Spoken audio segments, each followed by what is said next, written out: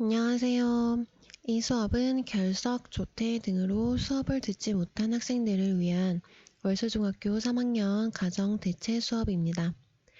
이번 수업 시간에 필요한 준비물은 교과서와 필기도구, 학습지입니다. 학습지는 구글 클래스룸 각 반에 제가 빈칸 학습지와 정답이 적혀있는 학습지 2개의 파일을 모두 올려놓았고요. 이 파일을 다운받아서 학습을 하셔도 되고 선생님에게서 학습지를 받은 학생들은 그걸 보면서 학습을 해주시면 되겠습니다. 네, 그럼 교과서 60쪽 보면서 학습지와 같이 수업을 해보도록 하겠습니다. 네, 오늘의 수업 목표 같이 보겠습니다. 1번 올바른 식품의 보관 방법을 설명할 수 있다. 그리고 2번 기초적인 조리 방법과 조리실의 유의점을 설명할 수 있다. 교과서 60페이지를 보면 식품을 보관하는 방법이 3가지가 있습니다. 첫 번째 방법은 햇빛이 닿지 않게 그냥 밖에다가 보관하는 실온 보관이고요. 이렇게 실온 보관을 주로 하는 식품에는 쌀이나 아니면 감자, 고구마 등의 곡류, 그 다음에 양파 이런 식품들과 그리고 열대 과일, 바나나 이런 식품들은 실온 보관을 하게 됩니다. 그 다음 두 번째, 식품의 수분 함량을 줄여서 보관하는 방법, 건조 보관입니다. 그 다음 세 번째, 가장 많이 하는 냉장, 냉동 보관, 냉장고에 보관하는 방법이죠. 그래서 냉장, 냉동 보관 굉장히 많이 하기 때문에 이걸 할 때 주의점 같이 보겠습니다. 첫 번째, 뜨거운 음식은 그냥 넣지 않고 식혀서 넣어야 되고요. 왜냐하면 뜨거운 음식을 그냥 넣게 되면 냉장고는 온도 유지가 잘 되어야지 신선도를 유지할 수가 있는데 온도 유지가 잘 안 되고 뜨거운 음식이 들어가면 냉장고의 온도가 갑자기 올라갈 수 있기 때문에 다른 음식의 신선도에 영향을 주게 됩니다. 그래서 꼭 식혀서 넣어야 되고요. 그 다음 두 번째, 이렇게 냉장고의 온도를 유지하기 위해서 냉장고 문도 자주 열고 닫으면 안 됩니다. 자주 여닫지 않기. 그 다음에 냄새나는 음식을 뚜껑을 연 채로 그냥 넣게 되면 다른 음식의 냄새가 별 수도 있기 때문에 랩으로 싸거나 용기에 밀폐를 해서 보관을 해야 됩니다. 그리고 냉장고는 다 채우는 것이 아니라 냉기의 순환을 위해서 70% 정도만 채우는 것이 적절합니다. 그리고 냉장고 안쪽이랑 문 쪽을 비교해 봤을 때 자주 열고 닫는 문 쪽이 온도의 변화가 더 크고 바깥 기온의 영향을 많이 받기 때문에 여기는 금방 상할 수 있어서 빨리 먹을 것만 보관을 해야 됩니다. 그리고 육류와 어패류를 보관할 때 고기류는 비닐팩에 얇게 펴서 냉동을 해야 되고요. 한번 해동했던 식품은 다시 냉동하지 않습니다.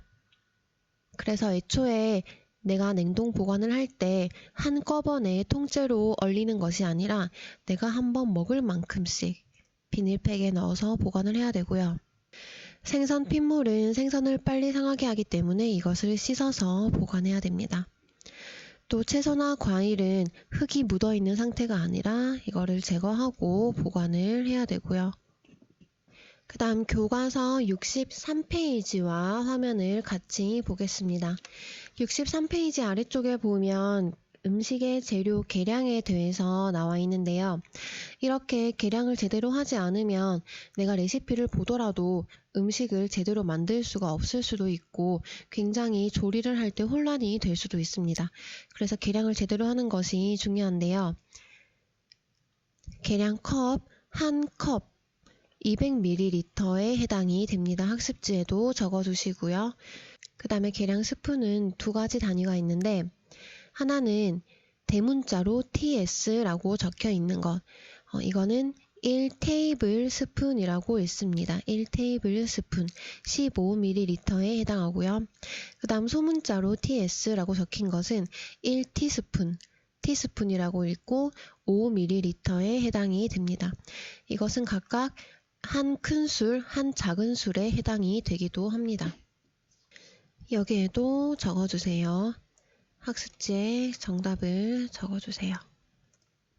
그 다음에 계량을 할 때는 첫 번째로 내가 이 가루를 좋아한다고 해서 막 수북 많이 담으면 안 되고 위를 평평하게 깎아서 재어야지 정확하게 잴 수가 있겠습니다.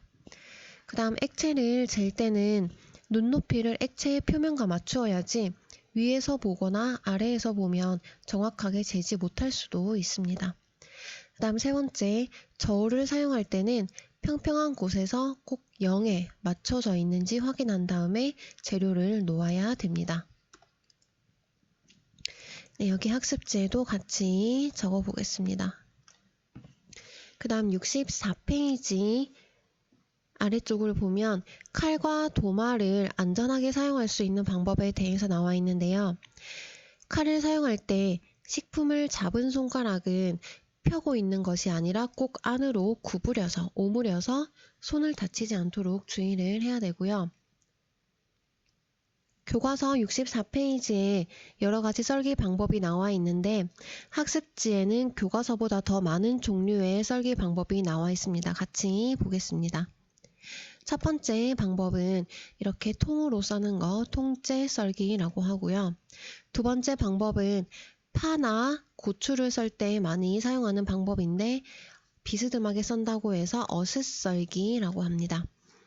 세 번째는 반달 모양 같이 생겼다고 해서 반달 썰기라고 하고요. 네 번째는 깍두기 모양처럼 생겼다고 해서 깍둑 썰기라고도 합니다. 그 다음 은행잎처럼 생겼다고 해서 은행잎 썰기. 그 다음 마지막은 채 썰기. 이렇게 여러 가지 썰기 방법이 있었고요. 하나씩 같이 보도록 하겠습니다. 첫 번째 사진은 어슷 썰기를 한 사진입니다.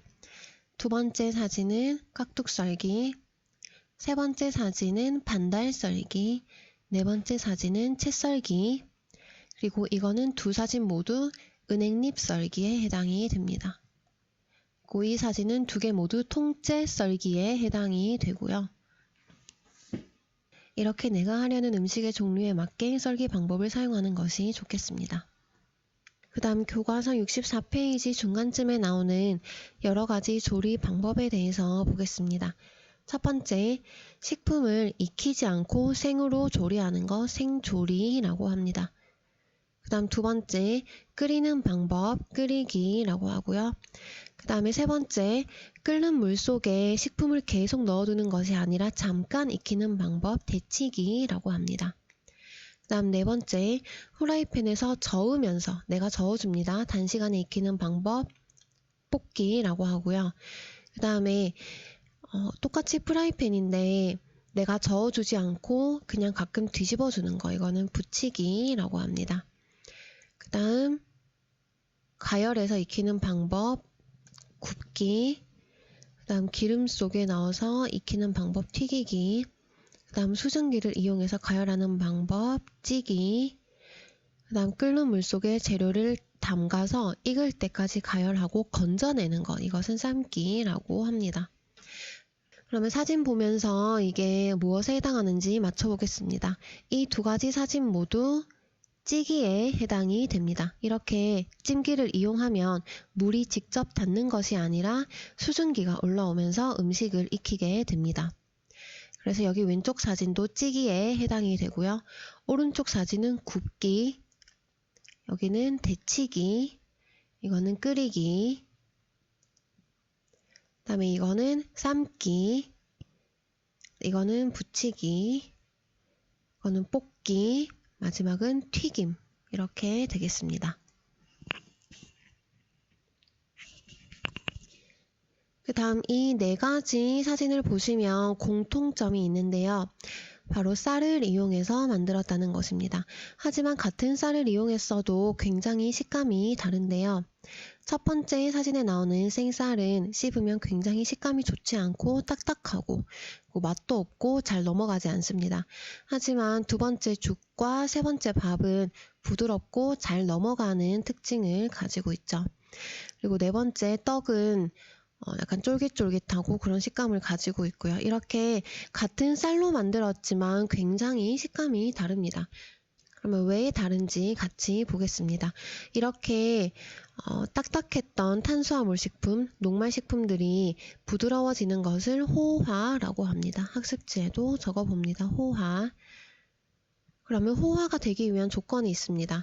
예를 들어서 쌀을 밥으로 만들 때, 딱딱한 쌀을 부드러운 밥으로 만들 때 쌀에다가 일단 물을 붓죠. 물을 붓고 나서 그 다음에 가열을 합니다. 어느 정도로 가열하냐면 60에서 65도 정도만 가열이 되어도 호화가 시작이 될 수 있습니다.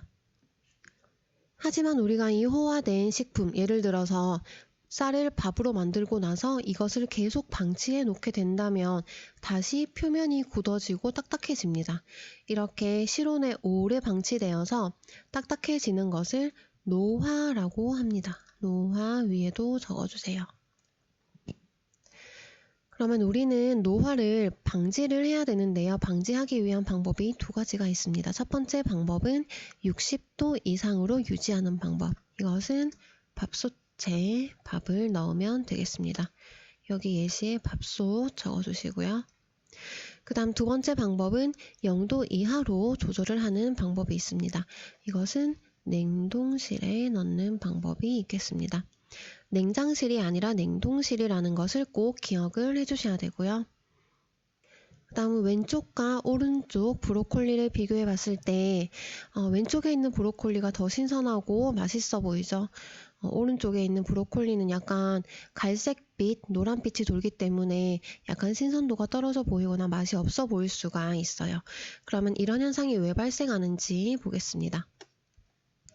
이런 현상이 발생하는 이유는 이 채소에 있는 녹색 색소, 클로로필이라고 합니다. 이 클로로필이 채소에 있는 유기산과 반응하기 때문인데요. 그러면 이렇게 갈색으로 변하는 것을 방지하려면 이 두 가지를 만나지 못하게 하면 되겠죠. 그러면 어떻게 만나지 못하게 하느냐? 이 유기산이 알고 보니까 휘발성인 거예요. 휘발성, 날아갈 수 있다는 거죠. 그러면 내가 이 브로콜리를 삶을 때, 그럼 내가 이 브로콜리를 데칠 때 냄비의 뚜껑을 닫고 데쳐야 될까요? 열고 데쳐야 될까요? 네, 이게 휘발성이기 때문에 날아갈 수 있도록 하게 하기 위해서 열고 데쳐야 됩니다. 이거 열고 데쳐야지 유기산이 날아가면서 클로로필과 반응하지 않아서 갈색으로 변하지 않겠죠. 그 다음 두 번째 방법, 이 두 가지를 만나는 시간, 접촉하는 시간을 짧게 하기 위해서 단시간에 재빨리 데칩니다. 그리고 열기가 남아있으면 계속 두 가지가 반응을 할 수 있기 때문에 데친 후에는 바로 즉시 찬물에 담가줍니다. 그리고 한 가지 방법이 더 있는데요. 이거는 따로 적어주세요. 소금을 넣는다. 이렇게 소금을 넣고 데치는 것도 갈색으로 변하는 것을 방지하는 방법이 될 수 있겠습니다. 그 다음에 과일, 특히 사과를 깎아 놓으면 갈색으로 변하는 거 보셨을 텐데요. 이것도 사과를 굉장히 맛없게 보이게 할 수 있기 때문에 이거를 방지하기 위해서 설탕물, 소금물, 식초물 등에 담가 놓으면 되는데 이렇게 하면 효소가 산소와 접촉하는 것을 방지하고 효소의 힘을 약하게 하기 때문에 갈색으로 변하는 것을 막아줍니다. 그래서 이 효소 이름도 같이 적어주세요. 폴리페놀 옥시다제. 다음 아래쪽 문제 같이 풀어보겠습니다. 1번 다음 대화 중 틀린 부분은 네, 답은 3번입니다. 3번 계란을 흔들었을 때 소리가 나는 것은 알끈이 끊어진 것이기 때문에 신선도가 떨어진 것입니다. 그래서 3번이 틀린 것이고요. 그 다음 2번 식품 표시에 대한 설명으로 옳지 않은 것은 보기 1번 보겠습니다. 원재료 중 옥수수의 함량이 가장 높다. 맞지요? 원재료 명중에서 옥수수가 가장 첫 번째로 적혀 있습니다. 함량이 가장 높고요. 다음 2번 총 600g으로 20회 분량이다. 여기 적혀 있지요. 20회 분량 맞고요. 그 다음에 3번 의무 표시 영양 성분 총 9가지가 있다고 전에 배웠습니다. 9가지 열량부터 나트륨까지 이 9가지 모두 표시가 되어 있습니다. 그 다음 4번, 한 번에 30g을 섭취하는 것이 적당하다. 네, 1회 제공량 30g 적당하고요. 그 다음에 5번, 1회 제공량을 섭취하면 230kcal를 섭취하게 된다. 230이 아니라 여기에 보면 열량 115kcal이기 때문에 5번이 정답이 됩니다.